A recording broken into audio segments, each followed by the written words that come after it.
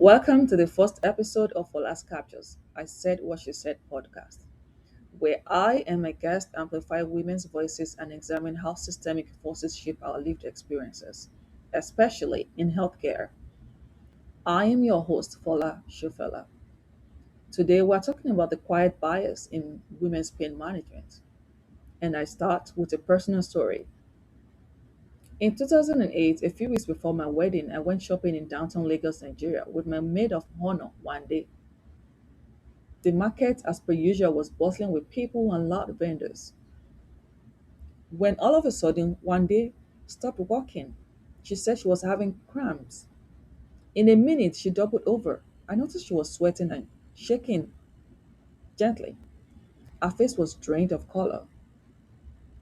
Within a minute, she could barely stand. There were strangers who rushed to help us. Some brought a bucket of cold water. There were men fanning her with cardboard papers. I stood there terrified, thinking, what if she died? Later, when we would talk about this event, she told me she had sought medical help and was told this pain would subside once she started to have children and to simply continue to take over the counter pain medications. She had no imaging, no referral, no diagnostic investigations. She simply just suffered in silence. At the time, I thought this was simply a resource problem of a third world country. But having lived in the West for a decade now, I've come to realize that most of the issues I considered a third world country issue were indeed global issues because issues like maternal mortality, patriarchy, sexism, domestic violence, they transcend borders really. Across healthcare systems, women report a similar experience. Our pain is minimized, psychologized, or outrightly dismissed. According to 2024 gender pain gap data, nearly half of women report having their pain dismissed because of their gender. The dismissal often begins early on in our lives, as early as 10 years of age. Women presenting with chest pain wait significantly longer for cardiac evaluation than men. They are less likely to receive certain diagnostic tests or even timely interventions for symptoms. We live in a data driven era of evidence based medicine, yet women's pain is still frequently filtered through assumptions about stress, emotions, or even hormones. Now, let's talk about the husband effect. In online patient communities, women with chronic conditions describe a dramatic shift in treatment when they bring male partners to appointments. One woman with complex regional pain syndrome shared that after months of being dismissed and anxious, she began bringing her husband to visit. The symptoms did not change, however, the medical response did. When she described her pain, clinicians questioned her emotional state. When her husband repeated the same descriptions, their tone shifted. The urgency increased, and she was provided the necessary care that she needed.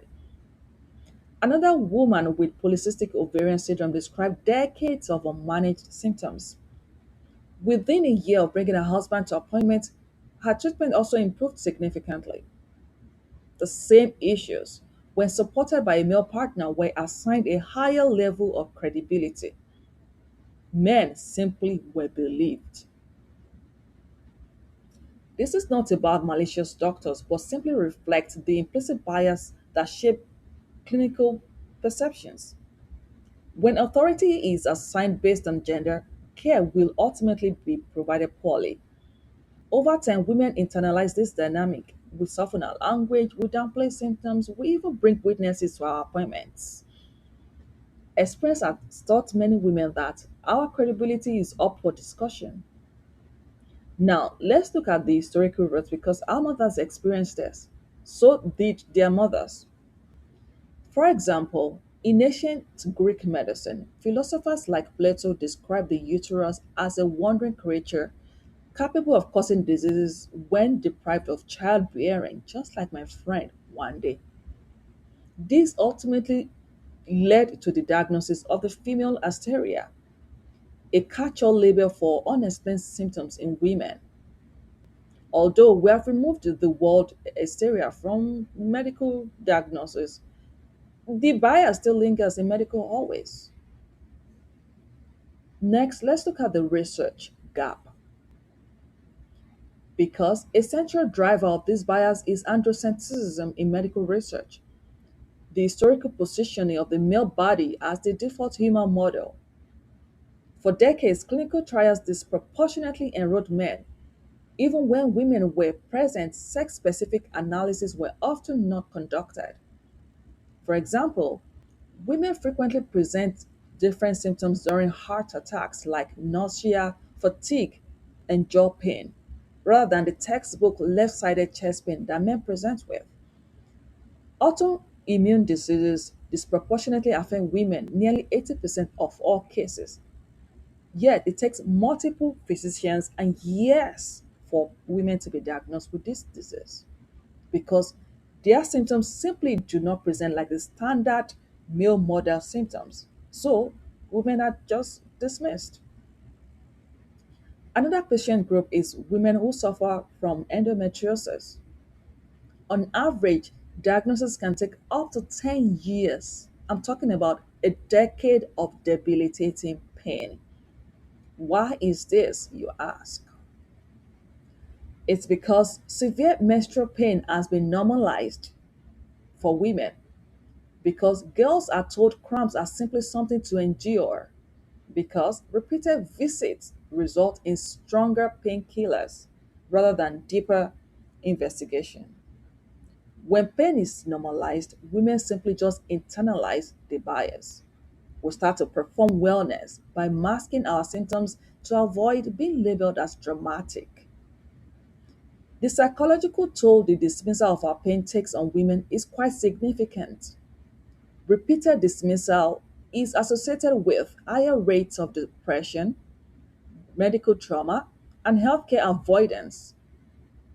Many women avoid pap smear due to anticipated pain because the procedure is performed without anesthesia, with minimal discussion of pain management options.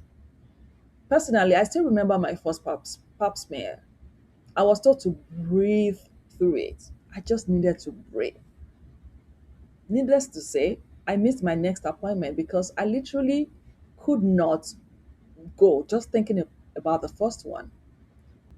Pap smear is an invasive procedure that physicians have to probe through your vaginal canal to access the cervix and take tissue sample from it. It is painful. When pain is expected as a rite of passage, relief is deprioritized.